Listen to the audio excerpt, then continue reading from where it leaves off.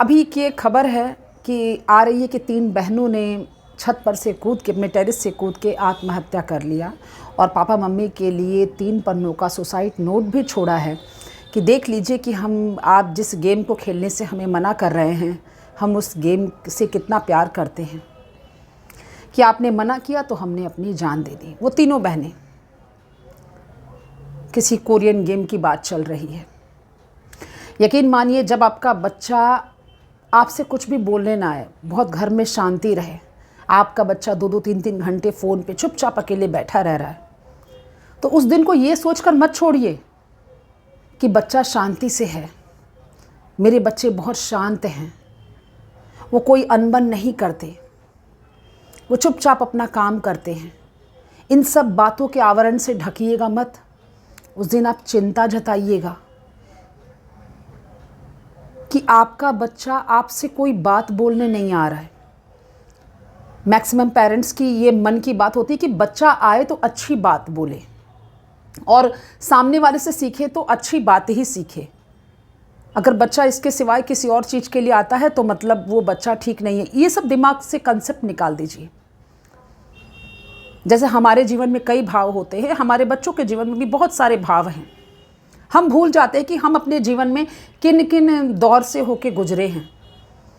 उनके सामने भी वो सारी परिस्थितियां होती है। कहीं प्रेशर रहता है तो कहीं पे भावनात्मक किसी से लगाव होता है, कहीं कई झगड़े रहते हैं जिनकी वजह से उनके मन में चिंता, विषाद, दुख, बहुत सारी बातें आ जाती हैं।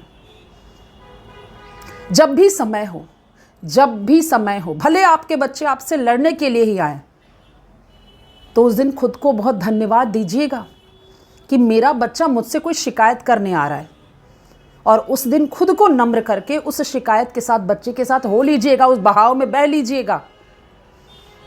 शायद बच्चा उस दिन ये समझे कि मेरे माँ बाप मुझे समझते हैं। वरना यदि केवल डांट फटकार के दूर कर दिए तो यकीन मानिए आपका बच्चा अलग ही रास्ता पकड़ लेगा, कभी आपसे बोलने नहीं आएगा। बच्चों की शांति को हल्के में मत लीजिएगा।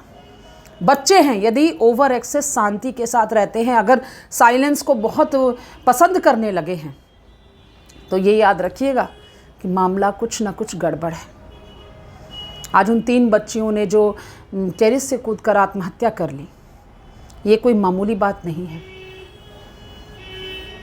बहुत सारे न्यूज़ चैनल्स में बोलने के लिए सभी लोग कह रहे हैं कि वो बहुत दिनों से स्कूल भी नहीं जा रही थी, किसी से कोई बातचीत नहीं, केवल वो कोरियन के प्रति, जो भी उस गेम के प्रति बहुत उनकी दीवानगी थी। काश ये माँ बाप कुछ दिन पहले इन लड़कियों की हरकतों को भाप गए होते, और यदि भाप गए होते तो क्या पता ये घटना नहीं होती। शुरुआती दौर में नोक झोंक, रुकावट ठीक बात होती है। अब देखिए, इतने सालों से वो लगातार लड़कियां गेम खेल रही थीं, बहुत जुनून था उनमें, और अचानक एक दिन जब रोका गया तो वो बात आत्महत्या तक आ गई। तो सावधान रहिए, सचेत रहिए, अपने बच्चों के साथ समय बिताइए। समय बिताना मतलब आपके पास केवल अच्छी बात लेके आए और आप उन्हें अच्छा ही सिखाएं, ये नहीं होता है। उनके समय के साथ रहना सीखिए।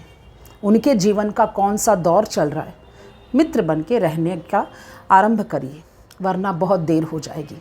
जय श्री कृष्ण।